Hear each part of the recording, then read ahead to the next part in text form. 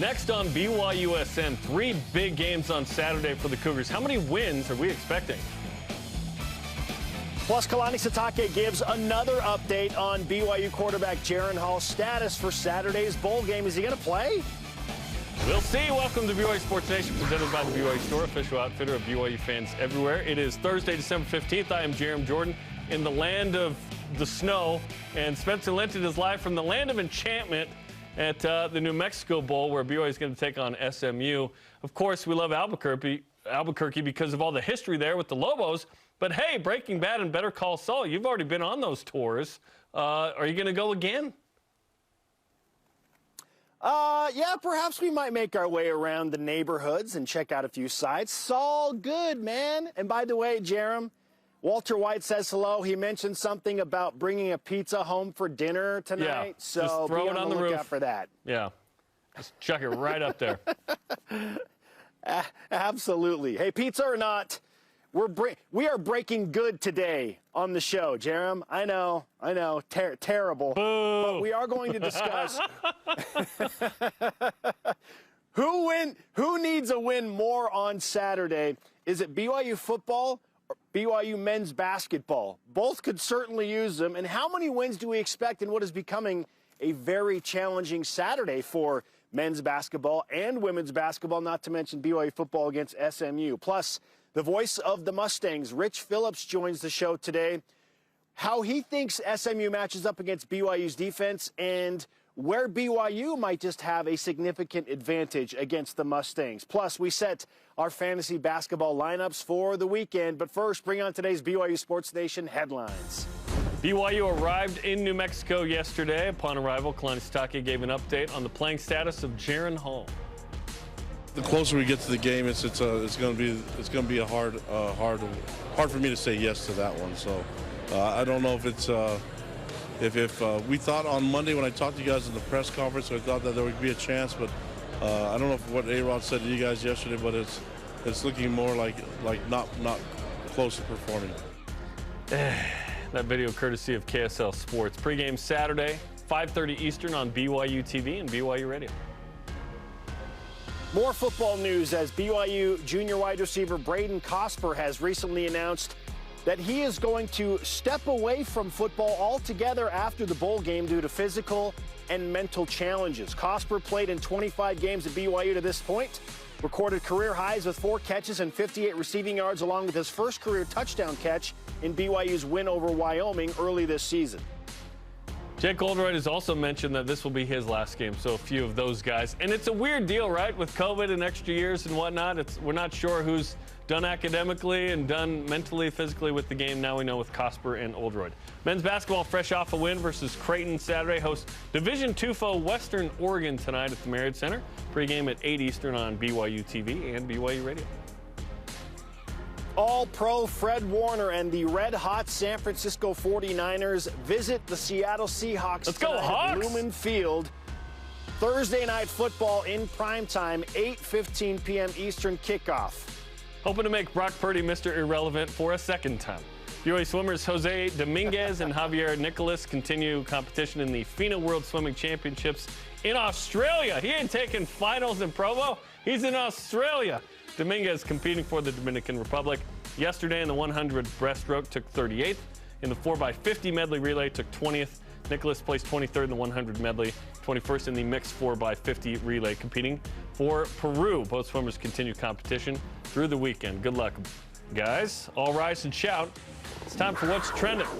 What's Trending is presented by Bodyguards, protection for a life worth living. Learn more at bodyguards.com. While we acknowledge BYU men's basketball is playing Western Oregon tonight, we look ahead to a busy Saturday where football is taking on SMU in the New Mexico Bowl. I heard that's why you're there. Men's hoops plays Utah, and women's basketball is at Gonzaga. So let's talk about our expectations. How many wins among those 3 do you expect BYU to get? Significantly challenging weekend. And yeah, we all want the trifecta. We want the Super Saturday going 3 for 3, but I would set the over-under, Jarom, probably at a half game. I mean, this is really challenging right now because what if Jaron Hall doesn't play at quarterback for BYU? And the Utah Runnin' Utes are playing really good basketball. They just took care of Arizona, one of the top teams in the country. And then the BYU women's team has had their ups and downs. They've struggled. You got to open conference play in Spokane at Gonzaga against the perennial league favorite. This is a tough task. So I'd set the over-under at half game. I'm going with 1.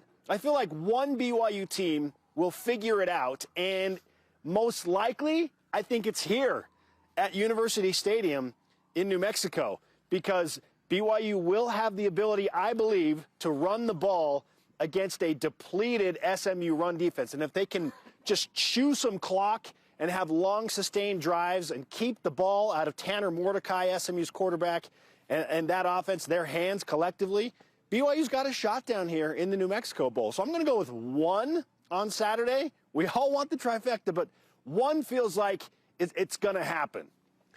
I hope 1 happens. I'm a little nervous. I think it's a challenging day for the reasons you mentioned. Added reasons include Utah playing good ball, as you mentioned. They're 9-2 at this point, beat Arizona. They did lose to Sam Houston State. They lost to Mississippi State, who's a top 25 Ken Pom team. So they're good. Utah's good at basketball again, which is a tough pill to swallow when they come into Provo like this. But we saw this BYU team beat Creighton. We saw them beat Dayton. We saw them compete at San Diego State well. Decent comebacks right against USC and Butler.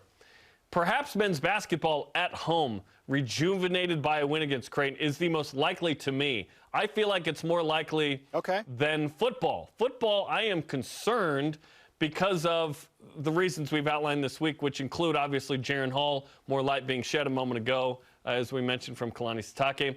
No Jaron Hall makes me significantly nervous because, remember, this is the first game we're going to walk into without Jaron Hall. He's played and started every game this year. He's at least been the guy. Even Notre Dame, without practicing, obviously, was his worst performance of the season. BYU loses by 8, but BYU could run the ball a little bit. Can BYU, as we've talked about, summon a performance like Stanford where they rush for 300 yards against a porous SMU defense that is 11th worst in the country and in the 100s in everything that matters? Scoring defense, yards per play, rush defense, total yards allowed.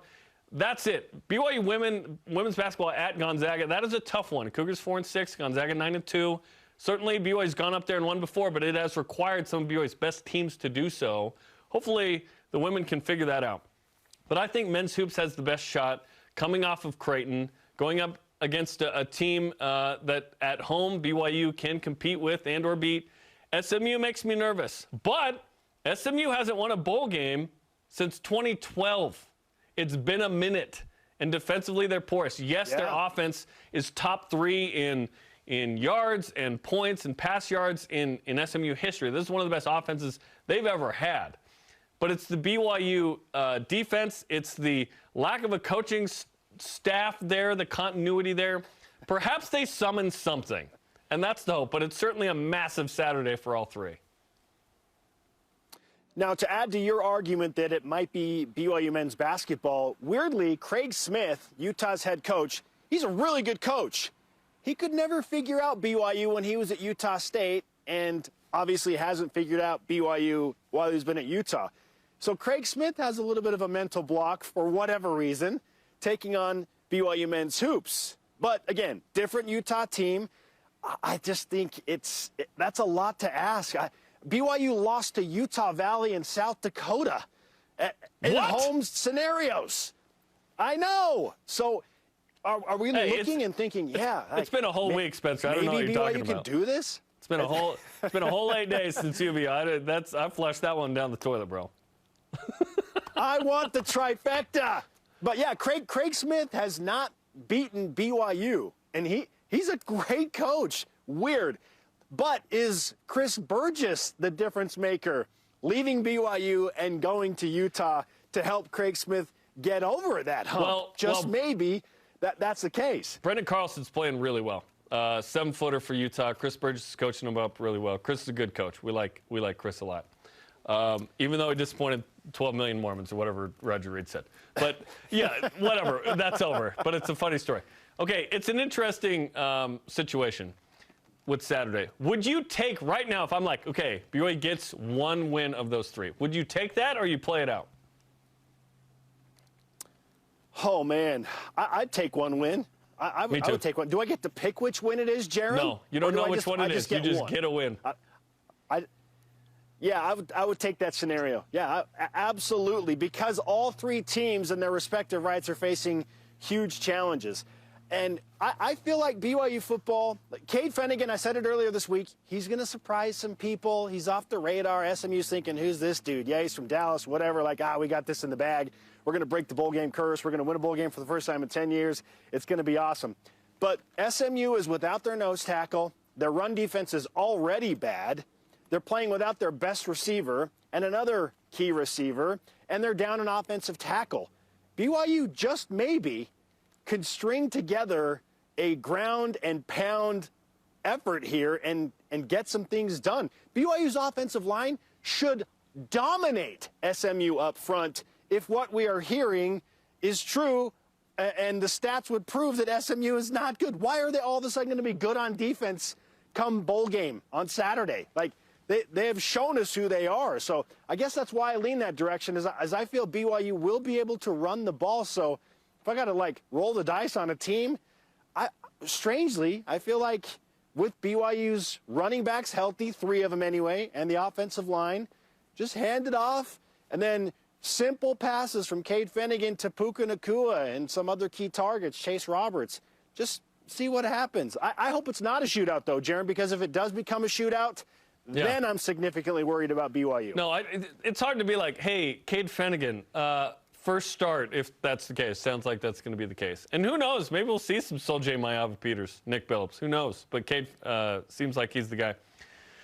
If it's a shootout, it's hard to be like, yeah, Cade, show up and do that. If I'm Blake Freeland, I'm going, and Clark Barrington, frankly, and Harris Chance. Maybe these are all 3 for them last games. Harris out for this game. Never mind. Those 2 on the left side. I go, follow me to freedom. Okay, like that Y2K Sports Center commercial. Follow me to freedom! Into the end zone. Summon the juice. Josh Quezada and JJ DeLuigi performance from 2010 in that stadium. Maybe Cody Hoffman's 3 touchdowns resurrects in the form of, Isaac Rex for a trio of TDs. Yes, BYU's got to be able to run the ball. Let me ask you this. Which of the 3 teams on Saturday need the win the most? Not what we expect, what we hope. Who needs it the most?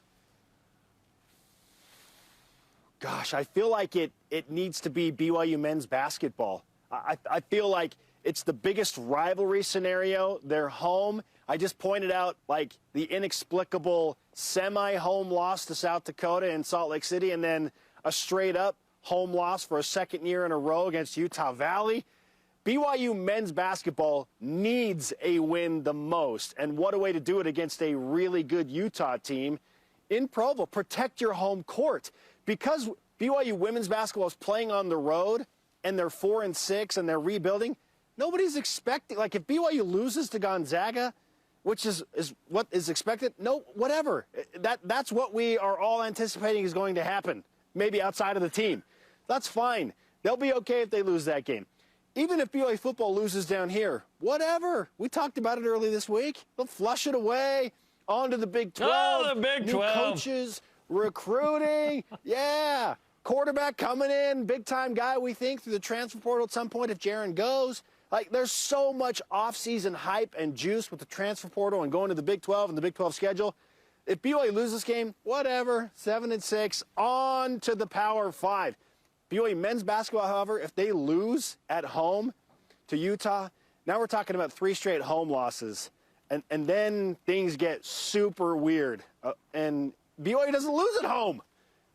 So if they lose to South Dakota, Utah Valley, and Utah at home, back-to-back-to-back, that's super, super concerning for me. So if I had to pick one, I'm giving it to Mark Pope and BYU men's hoops to get it done against Utah. They need it the most. Are we calling South Dakota a home loss? Yes, no. It's tough, right? But, yeah. Semi-home. Yeah, semi-home. I agree that men's basketball needs it the most. And it's a big game. Certainly Utah will be the favorite in that game when the lines come out. But BYU's got to summon a performance there that's good. Which, by the way, Rudy Williams coming off the bench. Utah doesn't have an answer for Rudy Williams off the bench. If he's the 20-plus a game guy, which he is the last 3, by the way, he is playing lights out. That second unit now has a different look and feel than it did before, which I'm looking forward to the Fantasy Friday coming up later in the program to see what move you're going to make, because no Spencer Johnson means no Spencer Linton picking Spencer Johnson. But that's coming up later. In that stadium, by the way, the New Mexico Bowl, BYU played New Mexico. Was it 2009 when Andrew George flew in like day of after having a baby and then caught like 2 touchdown passes? Like, where's the Andrew George fresh baby, they're all fresh, performance that perhaps BYU needs? Like, that was one of the craziest stories in BYU history is when he did that. Oh, for sure. Yeah, tons of history. It's cool to be back in University Stadium, and it's fun to talk with some of the natives down here, the New Mexico residents, about BYU, because clearly, like, what's the vibe? They don't like BYU. Still? Get over it. But the it's been 11 years.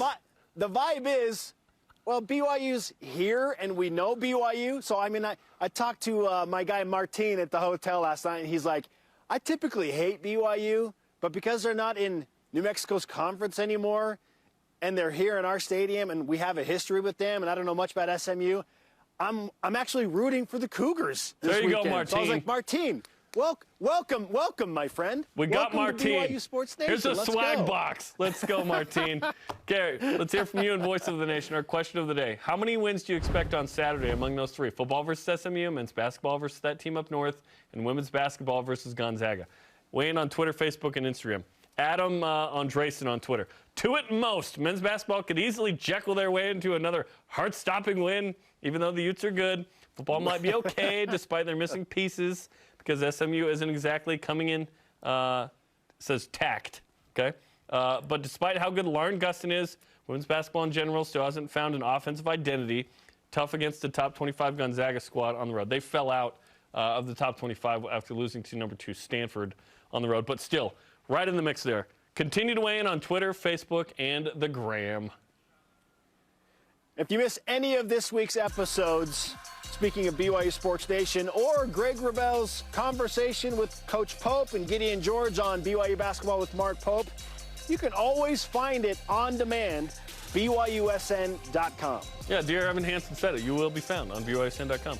And we preview the bowl game matchup coming up with the voice of the Mustangs, Rich Phillips. This is BYU Sports Nation from Provo and Albuquerque. This portion of BYU Sports Nation is presented by Bodyguards, protection for a life worth living. Trio Orem Senior Living believes in empowering seniors to live life to the fullest. We help eliminate stress out of daily life when you live at Trio. Less time focusing on housework means you can socialize at one of our many events, with safety in mind, of course. And did we mention our spacious apartments with modern amenities? Learn more about setting up a private tour at trioorem.com. Introducing the Truck for Adventure. The all-new 2022 Nissan Frontier doesn't compromise on power or comfort. This midsize truck was redesigned to incorporate the latest technology and designs for safety, comfort, and convenience. Plus, with up to 6,700 pounds of towing capacity and best-in-class horsepower, it's rugged enough for adventure and still safe enough to transport all your favorite people. Where's your new Frontier? You'll find it at Tim Dowling Nissan Southtown and South Jordan.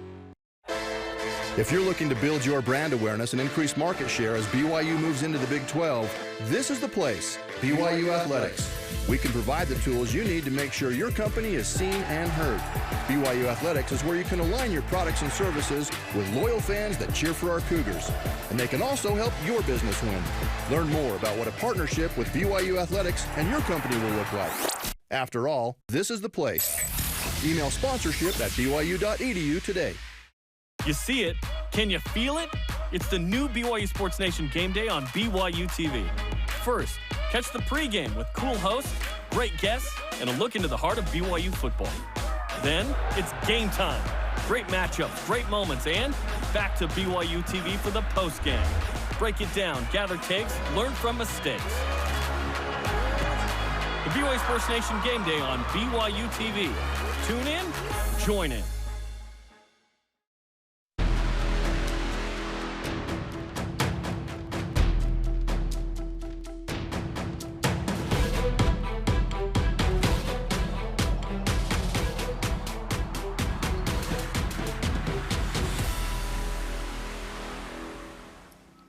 Welcome back to BYU Sports Nation from Provo. Spencer in Albuquerque ahead of the New Mexico Bowl coming up Saturday.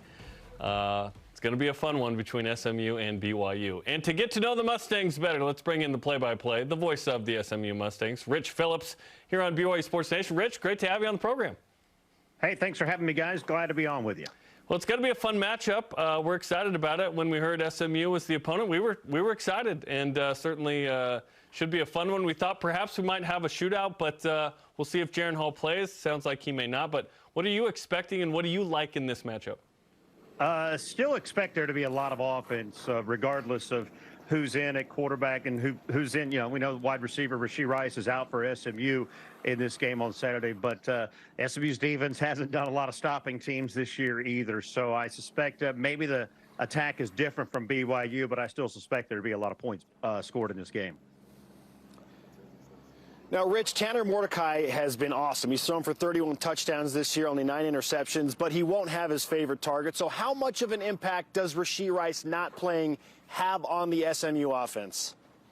Obviously huge. I mean, the guy led the nation in receiving yards per game. He's up there top 5 in receptions this season as well. That's a big difference. Plus, his presence changes things for everybody else, too. It helps open up other guys. So that's been his security blanket all season. They've got Jordan Curley, who's really started to step up here in the second half of the season, who's probably going to be your primary guy. And then watch out for their tight end, R.J. Maryland. He's a true freshman who's had a really solid season. He's top 10 in the country in receiving touchdowns among tight ends. I expect he's going to be a real busy target here on Saturday night. Yeah, 6 is a fantastic number, especially in that freshman season. Jalen Thomas on the offensive line is out as well. Anybody else out that will affect this game, in your opinion? One other wide receiver, Jalen Goffney, who's a little further down the depth chart, but he has been starting some. He'll be out. His production's been up and down over the season. They've got several other guys that are ready to fill in that spot. Defensively, pretty much everybody should be good to go on Saturday. Rich, when you look at the BYU defense, how do you see SMU's offense matching up a Cougar defense that has certainly dealt with some injuries, and they've given up some yards and points this year? Yeah, that's, looking at their defense, I think that's a big opportunity for SMU in this game. They have the challenge without Rasheed Rice, but they have been very dynamic offensively all season. Starts with the quarterback. Running the ball's been a little bit of a piecemeal thing, but they've kind of hit on a fullback, Tyler Levine, here in the last 4 or 5 weeks, who has really come on to be the leading rusher, lead him in touchdowns. Really tough guy, tough running back. So that's who they'll use primarily in the run game. But Tanner Mordecai, I'm sure will find some places to pick apart in this defense on Saturday. Yeah, Levine's 9 touchdowns and only 9 yards lost on the season. Impressive numbers. Defensively, as you mentioned, hey, neither team gonna circle this year as a banner year defensively in the 100+ in most categories that matter. Do you see this being a, hey, you got to outshoot the other team kind of game? Because in our opinion for BYU, it may be the Stanford kind of game where, hey, you may need to control the clock if Jaron Hall's not the quarterback.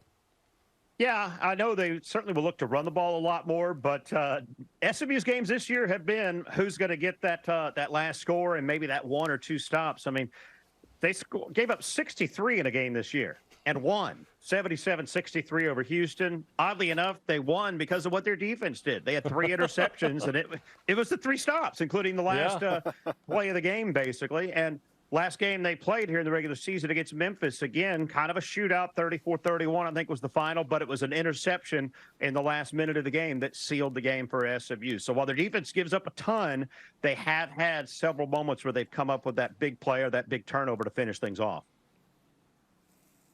Incredible. It's not often you give up 63 and win by 14. That is just an uncanny number. Rich, when you look at the SMU defense, we mentioned that BYU is probably going to try and run the ball. What is SMU's run defense like, and how would you assess it at this point? They have struggled to stop the run this year. They've changed some things lately against a few teams that run the ball more, like Tulane. Certainly when they played Navy, and they played more of a traditional 4-3. Their base defense has been the 4-2 nickel, like most everybody else has gone to, but they've gone with a little more of a traditional 4-3. They are missing a key part there. Their nose tackle, Terrence Newman, suffered a leg injury in the Tulane game, lost for the rest of the year, so they've had to kind of fill that gap there. Elijah Chapman, though, a really tough inside defensive tackle for them, very strong, too, who can help against that run. But I suspect we might see a little more 4-3 than normal out of the SMU defense in this one. Yeah, that pass rush, which has been good enough for 27.5 sacks against only 12 allowed for BYU, could be a storyline in this one as well. I look at the seasons, obviously same record going in to the postseason, but 5-2 the last 7. Those two lost, a close one to Cincy, and then Tulane was awesome. Things have changed for SMU. What changed the last 7? Some of it, I think, had to do with the opponents they were playing. I mean, in their uneven start, and they're in the middle part of the season, they lost 3 in a row, but they lost at Maryland, they lost to TCU. We know what they've gone on to do. And then they lost to UCF, who was playing for the league championship. Once they got out of that is when they started to find themselves a little bit. So I think largely some of it had to do just with the schedule that they had played along the way, and they've gotten a few pieces going offensively as well, but scheduling definitely makes a big difference for where things have gone this season. He is the SMU play-by-play man. Rich Phillips is on BYU Sports Nation. Rich, do you feel like 30 points is enough to win this game between SMU and BYU, or is it going to require more? You know, it's hard to say. I would have said a week ago, no, 30's not enough. Given the quarterback situation for BYU, maybe it is the first to 30. Also missing a key part in Rashee Rice. I guess I'll say yes, 30. First one to 30, I think, might be the one that wins on Saturday night. That could be interesting. And it was the first one to like 46 in 1980. I want to ask you about that game, and certainly they played a couple other games, but that is called the Miracle Bowl by BYU fans. There's a name for that game. Obviously, BYU fans know what it is. How is that game perceived or remembered, or maybe it's not by SMU fans? It is remembered. It's loathed, I think, by some SMU fans, as it should be. You're up 45, 45-25 with 2.5 minutes to play. That should be a win. I did a little swim down YouTube on that game this week to relive some of the highlights, or lowlights as they were, although there were plenty of highlights for SMU too, and it's amazing how different the teams were then than they are now. I mean, obviously with Jim McMahon, BYU was kind of out of character for that era of football, throwing it everywhere. And SMU ran for nearly 400 yards in that game. Maybe we'll see the opposite coming up this week. But definitely it's one that has been remembered for 42 years here for SMU fans. Clearly, the SMU Pony Express was rolling along at that juncture of the SMU program history. Now we are hearing that SMU has worked their way back up to maybe just being on the outskirts of an invitation to the Pac-12. Certainly they want to get back into a Power 5 conference. Rich, how likely is that scenario that SMU is back in a Power 5 and maybe in the Pac-12 if they decide to expand? I kind of think that they're at the top of a few lists for leagues that are looking to add teams, because partly there's not a whole lot left out there. Also, a program that's been on the rise here over the last decade or so. Their basketball program has had some good showings in the last decade or so. Facilities have made huge improvements, and they're making more to them here at SMU. The market size, obviously, too, of Dallas-Fort Worth has to be appealing to any conference. So the Pac-12 certainly is one we have heard a lot about. I'm still not convinced the Big 12's done on adding teams, because I don't know if anybody knows what the number is now of how many teams you need to be successful. They're just kind of sitting and waiting right now, but Pac-12 is the one that we've heard the most about here in recent months.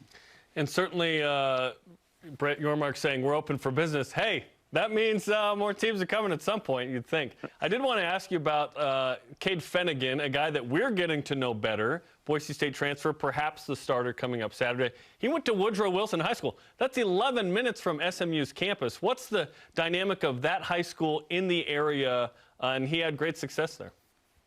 Yeah, I honestly didn't know a lot about him before getting ready for this game. He went to Boise State, obviously, first. It's one of a number of high schools, obviously, within close proximity to SMU. I do know that Finnegan is the all-time winningest quarterback at Woodrow Wilson High School, and I believe their all-time leading passer. So he had a pretty good run there his last couple of years when he was at Wilson. Rich, let's finish with this. How would you assess the overall fan base for SMU and the excitement around the programs right now? It's definitely been on the rise. Really, Sonny Dykes had a lot to do with it the 4 years prior to this, prior to leaving in a bit of a cloud as well, going across town to TCU. But he really, put the program back into the top 25 over the last several years. This season, they opened receiving votes in the coaches poll the first couple of weeks before some early losses. Definitely, it's helped increase the fan interest. I think a change of conferences, if it does come, is going to help increase that fan interest even more.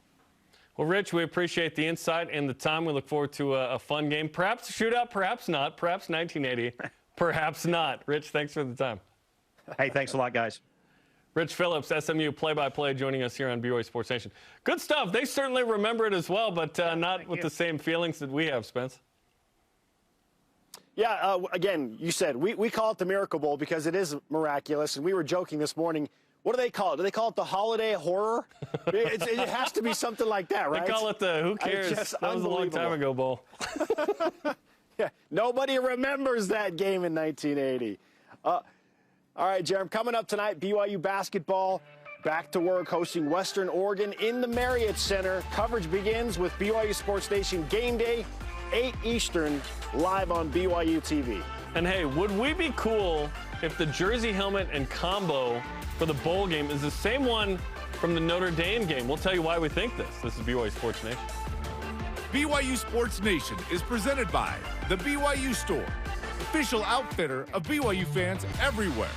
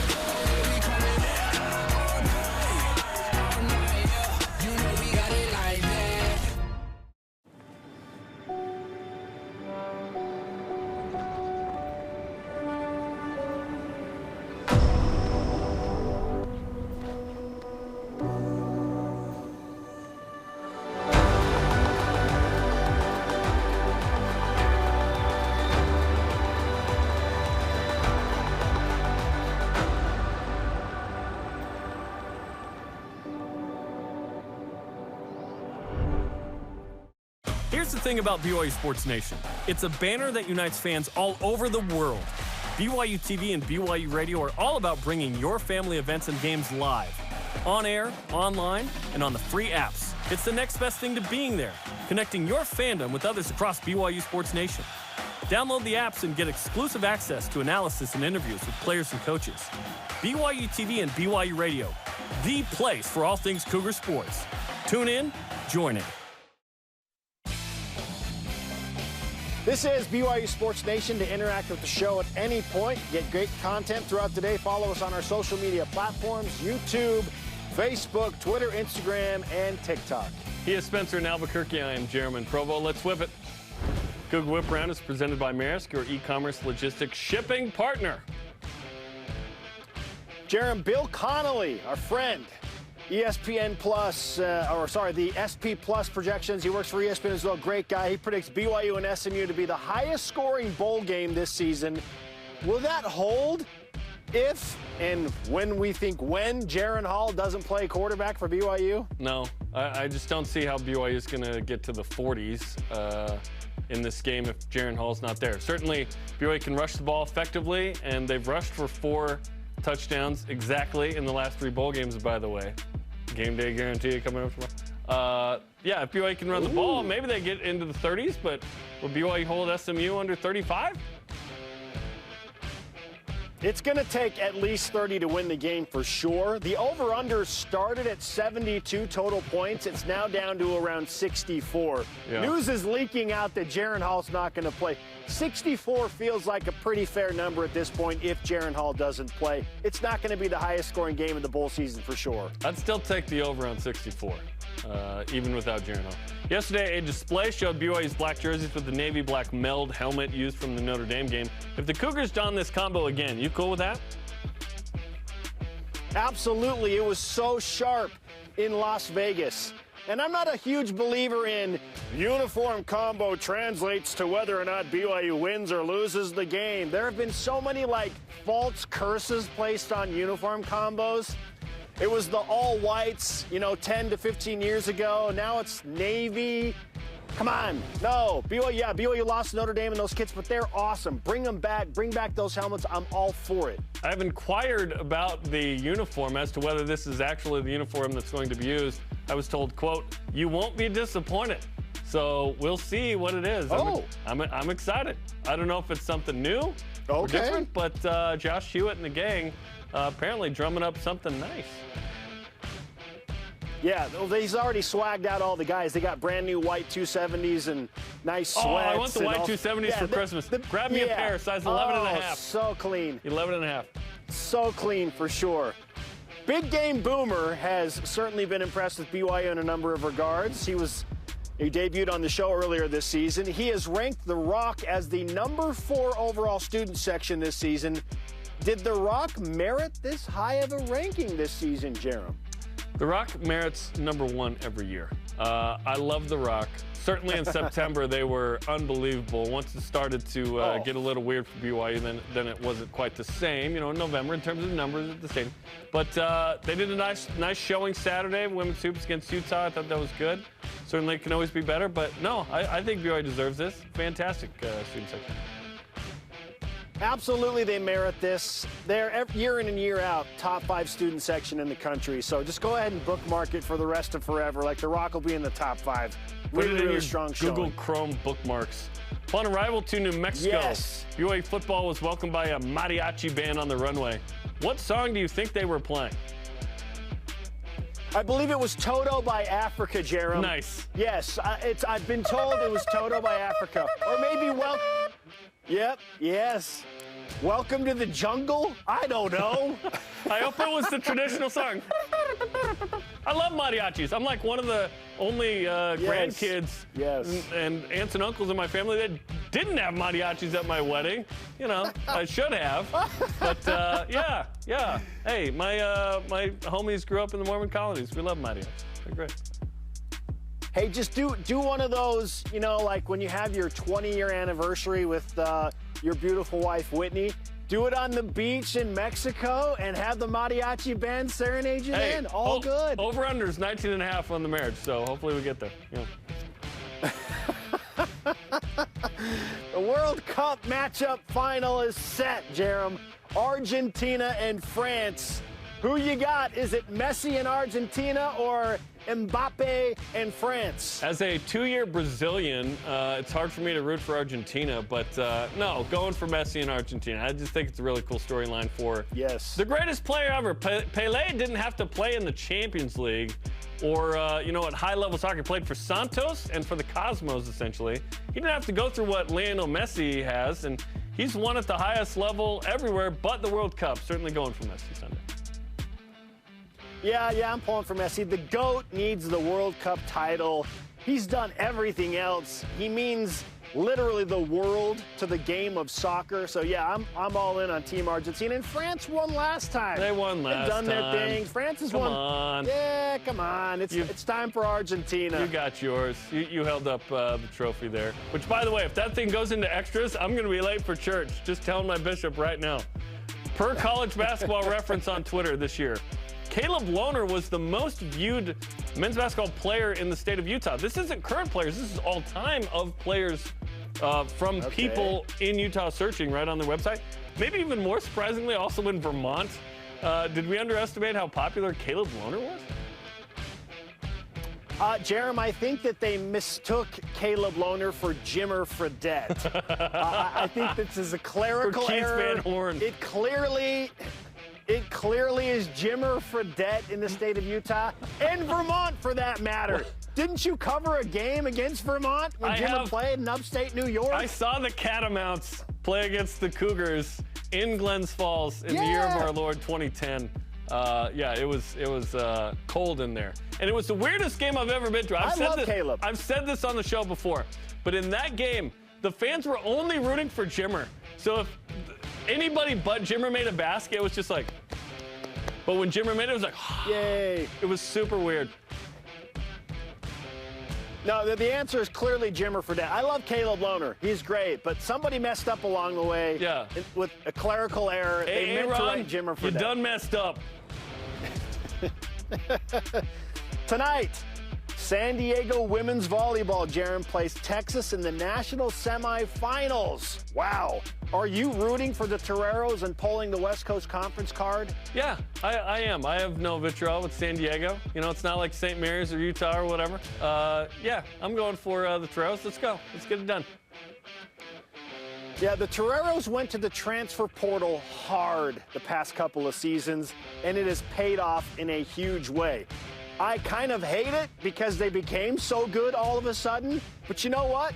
Heather Olmstead can join that trend as well. BYU's got a great brand and tradition. You go into the Big 12, go to the transfer portal, get awesome again. Do what San Diego did. I'm pulling for the Toreros, absolutely. Yeah. Gabby Blossom's fantastic setter for them. By the way, BYU, on their Instagram at least, announced, incoming transfers from Arizona and Utah State, libero and setter. So, already going to the portal. Okay. All right, a reminder to listen in to our good friend Greg Wrubell and Mark Durant. BYU basketball hosting Western Oregon tonight. Cougar pregame live on the radio side, 8 Eastern on BYU Radio. There's a lot going on in that photo. Is this an offensive foul? Was he blocked? Did he finish this? I can't remember. And on deck, fantasy basketball. Spencer's out. Not that Spencer, right? It's BYU Sports Nation. This portion of BYU Sports Nation is presented by Maersk, your e-commerce logistics shipping partner. Utah is a special place. Our communities, the people, the history. There is no place quite like Utah. At Siegfried and Jensen, we're honored to say that we are from Utah. We live here, work here, and when someone is injured, we're proud to say we've helped a neighbor when they've needed it most. We know Utah. At Siegfried and Jensen, we're here for you. Learn more at siegfriedandjensen.com. They prefer to be bringing the heat, getting set for success, demonstrating their drive. But when their blood and sweat turns to tears or anything else, we lay the groundwork for BYU's athletes to hit the ground running again, and you as well. Intermountain Healthcare, official medical provider for BYU Athletics.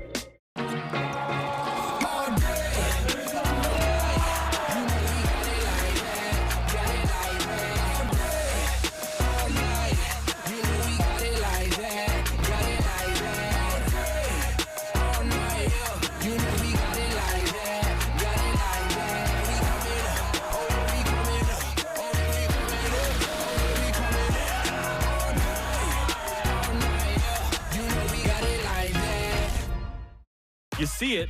Can you feel it? It's the new BYU Sports Nation Game Day on BYUtv. First, catch the pregame with cool hosts, great guests, and a look into the heart of BYU football. Then, it's game time. Great matchups, great moments, and back to BYUtv for the postgame. Break it down, gather takes, learn from mistakes. The BYU Sports Nation Game Day on BYUtv. Tune in, join in. Welcome back to BYU Sports Nation from Albuquerque and Provo. Jarom and Spencer here with you. Time for fantasy basketball in a second, but first let's talk about BYU and Western Oregon tonight. A D2 foe, 90 minutes southwest of Portland. Spencer, certainly with losses to Utah Valley and South Dakota, we have to respect every opponent, so that's why we did our question of the day looking ahead to Saturday. But what are you expecting in tonight's matchup against the Wolves? I expect a home win for BYU and by 20+. Yeah, it's got to be, right? If it's not a 20+ win, again, concern continues to grow. BYU's got to figure it out. They got to build some momentum on their home floor before they host Utah. So I know I said BYU can't have, a semi-home loss and then back-to-back home losses to Utah Valley and Utah. Like, technically, they can break that up with Western Oregon, but come on. They got to do so in style and build some confidence going into the Utah game on Saturday. Yeah, and Cougar Stats, and I saw you react during the show here, talking about, well, Utah's the best opponent. Yes, but it's yes, period. Utah's the best opponent of those three we've talked about in football, men's basketball, and women's basketball in this. SMU is the worst of those three, interestingly enough. But, it's personnel, it's whatnot. So, BYU needs to get a win tonight, obviously, win convincingly, and then, hey, Saturday against Utah, let's go. All right, time for Fantasy Hoops. Let's talk about it. We get 2 women's players, 2 men's players, 1 opponent player who plays 1 game against BYU that week. Scoring is by PARBs, that is, points, assists, rebounds, blocks, steals. I won by 16 last week. It felt good because your boy hadn't won anything since last March or February. It'd been a minute. Okay, therefore, Spencer gets the first transaction. You can opt to drop a BYU player and pick somebody up or do the opponent. What are you going with? All right, so I am with my first selection in the waiver wire scenario. I am going with an opponent, Jarom, and I am selecting Yvonne Ejim of Gonzaga women's basketball. She does it all. Defensive Player of the Year in the West Coast Conference. She is so good, averages over 17 points a game. She rebounds like crazy. She's got a ton of steals and block shots. She's a defensive menace. Yvonne Ejim is who I'm adding as my waiver wire pickup on the opponent's side. She'll go along with, for me, I mean, when you look at my starting 5, Rose Bubakar and Nani Falatea were great last week. They were great. I just didn't have Spencer Johnson for multiple games, and it cost me. Those ladies will continue to get it done. And then on the men's side, Gideon George is going to do. I'll give you my other waiver wire pickup in just a moment after you announce your starting 5. Yeah, I was going to say, hold your horses. I got transactions here. I am going to pick up Kaylin Trong of Gonzaga. Great point guard. I'm glad to see, by the way, that you didn't pick a Ute, unlike last week. Well, it didn't do me any good last week. I lost. Come on. Healy had 40 PARBs. She was amazing. That was a PARBs record she was incredible on this program. It was a Spencer Johnson scenario in multiple games that cost me the head-to-head matchup. Yeah, and I didn't have Kalkbrenner either Saturday, so we both had people missing. I was one game though. Spencer Johnson missed 2 games for me. But whatever. Semantics, right? That was a choice. That was a choice you made. You need to figure it out with Spencer Johnson. I know. Bro, you playing or not? You're not playing? Okay, so it's well documented. You got a great team. Lauren Gustin, awesome, right? She's going to do her thing. And I like Kaylin Trong. She averages over 5 assists a game for you on top of like 13 points. So you got a solid team. I have to drop Spencer Johnson. I don't want to, but I am dropping him. And I am picking up Dallin Hall. I'm open. Dallin Hall is awesome tonight against Western Oregon, and he doesn't score a ton. Maybe he'll score a ton tonight. He just scores in the very end. But he's a very complete player. He scores a basket at the very end. That's what he does. Yeah, he'll do okay. He'll be okay. Is he enough, though? It's going to be close between us this week. I like this. This is super competitive. Unlike football. So I have Gustin, Smiler, Foose, Rudy Williams, Kaylin Trong. You have Rose Bubakar, Falatea, now Dallin Hall, Gideon George, and Yvonne Ejim of Gonzaga. Okay, stay tuned tonight. Rudy won the game for you last week. Rudy Williams was incredible. He got me 36 PARBs. Let's go. Yeah. Let's go. All right, up next, join Dave, Blaine, David, Brian, and Jarom for BYU Sports Station Game Day, and me here in New Mexico, obviously, as we get you ready for the New Mexico Bowl. Watch Saturday, 5:30 Eastern, live on BYUtv. I wasn't anticipating being on the show. That's just me. And who gets today's Rise and shout out? Any lead voice of the day? This is BYU Sports Nation. BYU Sports Nation is presented by the BYU Store, official outfitter of BYU fans everywhere. When my grandfather started this company in 1947, he couldn't have envisioned what we would ultimately become. We realized that our value to our customers is that we will be there day after day, year after year, doing whatever we need to find solutions to the challenges that they face. We are committed to be honestly better in all that we do, in every opportunity that we have to serve our customers.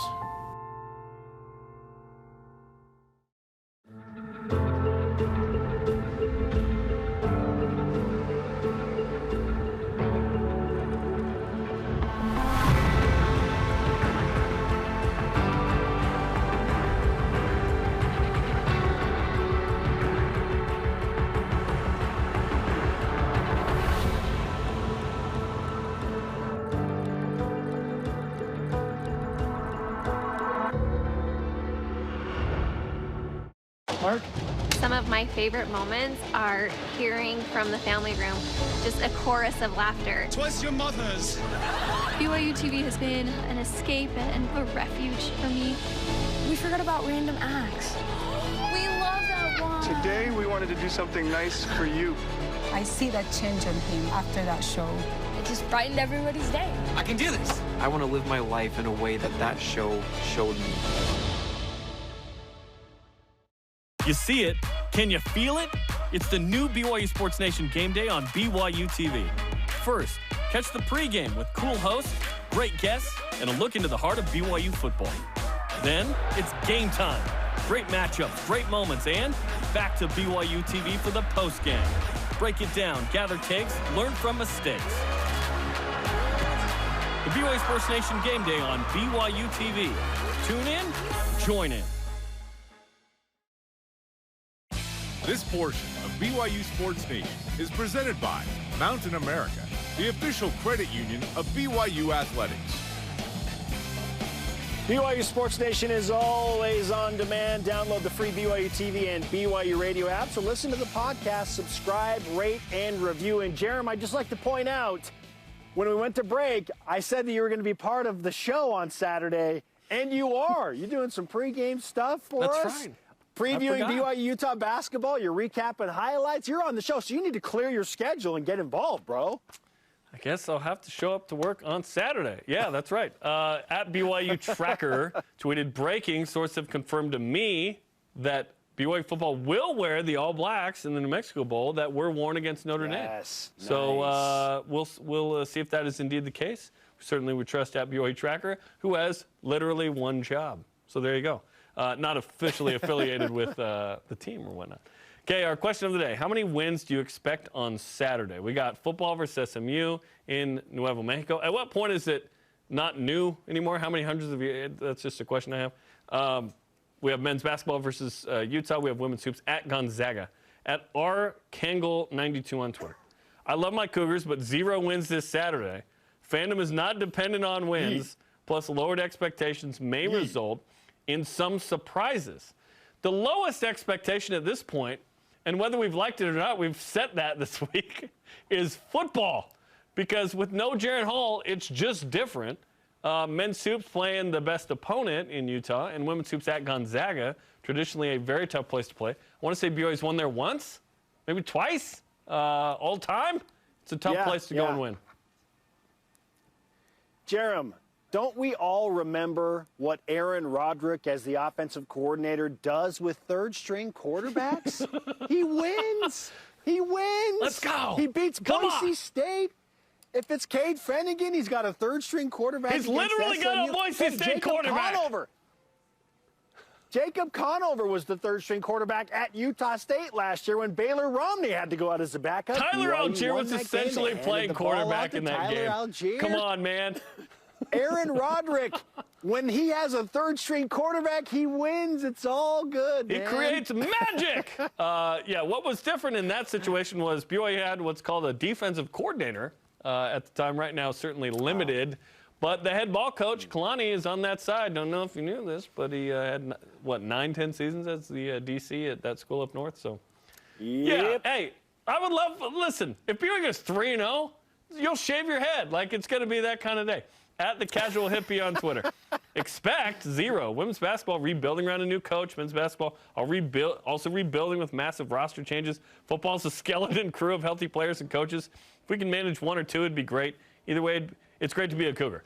Either way, that part is true. But BYU's got to get at least 1 win on Saturday, and I can't tell you which game it's going to be. Yeah. I certainly hope it's men's hoops against Utah if I had to pick one. Just get 1, or we all collectively go into a state of depression. We need 1. Yes. Somebody figure it out. I think it's going to be here. Weirdly, I know. Maybe I'm crazy. That would be great. I think it's going to be here in the New Mexico Bowl. I'll take a win. I would love to finish with 8. It doesn't salvage the season because the expectation was 9+, but it certainly leaves a nice taste in your mouth that we did not have after last year's bowl game against UAB. How would you compare sort of the feeling and the setup and everything going into the Independence Bowl last year versus this one? This is different because, well, I won't tell you which player said it, but I got on the elevator last night, and I was like, hey, we're here, Albuquerque, New Mexico. Well, how's it going? And he's like, it's way better than Shreveport. I was like, yeah, I totally get it. Well, and the weather's better. New Mexico I mean, it was Bowl rainy and wet. And they do a fantastic job. Yeah, it was off. It was a terrible scenario. And it's a 10-win BYU team that's ranked number 13 last year, and they literally limp into the Independence Bowl. It just was not a good setup. Players are excited to be here, and I think they like playing with low expectations. Like that could work in their favor this weekend. Why don't we just bottle this principle up for next year then? When we go, oh yeah, BYU's going to compete for the big one. No, just going for a bowl game. I think you're right. I think BYU's way better as the dog than the favorite. And so let's just bottle that up. Okay, our elite voice of the day, presented by PAX, Healthcare Elevated, at Freedom4Troy on Twitter. I sure didn't expect a Creighton win. I'm hopeful about men's basketball and football. Women's basketball would be a shock. I expect 1, hope for 2, would be shocked at 3. That is well stated. We didn't expect a Creighton win. We don't expect an SMU win. We don't expect a win over Utah or Gonzaga right now. Hey, that's why we play, baby. Today's Rise shout-out presented by Mountain America, the official credit union of BYU Athletics. Who gets it? I'm going to give it to Josh Hewitt, who is running the BYU equipment department right now for the football side. He has worked so hard. I mentioned it earlier. He has swagged out his guys. They got these custom Nike BYU light gray shorts. They got brand new white 270s. They're bringing a uniform combo down here that's going to look super fantastic in primetime on Saturday night. And I asked him last night, you doing all right? And he's like, I'm surviving, man. I'm surviving. He's doing a great job. Josh Hewitt and the equipment team all year long have made BYU like as swaggy as ever. Like, I dare you to find a swaggier year than this year. It's pretty good. Kara, thanks to today's guest, Rich Phillips. We need Andrew George and Dennis Pitta back here in New Mexico. Jarom, conversation continues 24/7 on social media and BYUSN.com. Sorry to Dennis, ran out of time for Spencer. I'm Jarom. Shout out to Michael Reed. We'll see you tonight for pregame, 8 Eastern, BYU and Western Oregon. Go Cougs.